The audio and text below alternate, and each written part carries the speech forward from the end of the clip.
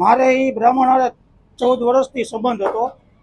તે સિવાય મારે સંતાન બારાની તકલીફ હતી, એટલે જસ્ટ આપણે કુંડલી તો દેખાડવા ગયા હોય પછી એને મારી ઘરના ઉપર તાંત્રિક વિધિ કરી અને એનું શારીરિક શોષણ કર્યું છે. અને એ સિવાય કે ધર્મના નામે ધતિંગજ કર્યા છે. મારું કહેવાનું એક જ છે કે હું તો હલવાઈ ગયો હતો એમાં, પણ બીજા ન સલવાય અને બીજા એની આટીએ ન આવે એટલે જ આ ઇન્ટરવ્યુ દેવાનું મેન કારણ જ એ છે અમારું.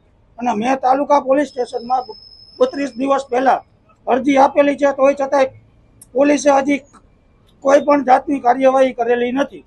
તો આનું કારણ શું? ધર્મના નામે ધતિંગ કરી મારી સાથે 5 વર્ષ શારીરિક શોષણ કર્યું. મારા પતિ સાથે એમને 14 વર્ષથી સંબંધ હતો અને ધાક ધમકી આપતો આ વાત કોઈને તું કરીશ તો હું તારા પતિ અને તારા પુત્રને મારી નાખીશ. મારી શક્તિની તને ખબર છે, હું મહાદેવનો ઉપાસક છું. આવી રીતે મને ધાક ધમકી આપતો. છેલ્લે કંટાળી અને મેં મારા પતિને બધી સત્ય હકીકત જણાવી દીધી.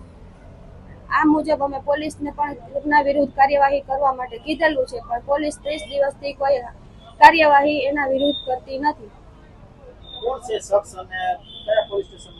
ગુજરાત તાલુકા રાજકોટ તાલુકા પોલીસ સ્ટેશનમાં અમે અરજી આપેલી છે. ત્યાંથી અમારું નિવેદન લીધું, તેને પણ 5 દિવસ થયા છે. ત્યાંથી પણ કોઈ એના વિરુદ્ધ કઈ કાર્યવાહી કરેલી નથી.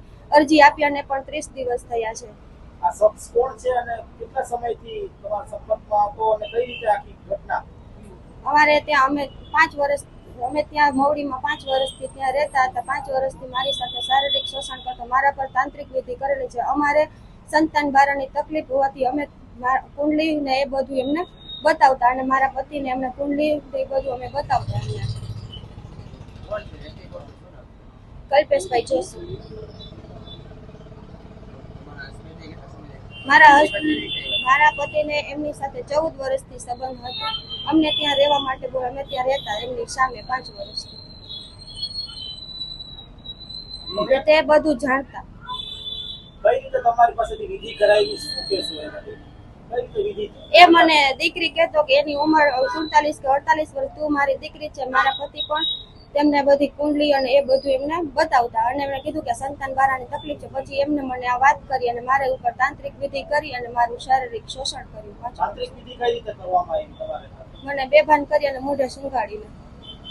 બેભાન કરીને મોઢે સુંઘાડીને.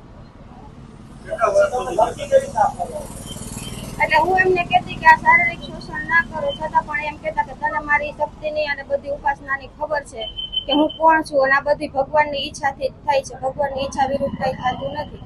પછી મેં છેલ્લે કંટાળી અને મારા પતિને આ બધી જાણ કરી દીધી અને મારા પતિએ પોલીસ સ્ટેશનમાં અરજી આપી છે, રાજકોટ તાલુકા પોલીસ સ્ટેશનમાં. ત્યાંથી પણ અમને 30 દિવસથી કઈ જવાબ આપ્યો નથી.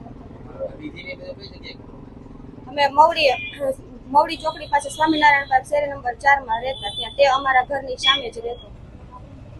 5 વર્ષ સુધી તમને એને તાંત્રિક વિધિ કરેલી હતી મારા પર. પછી હું એને જ દેખતી.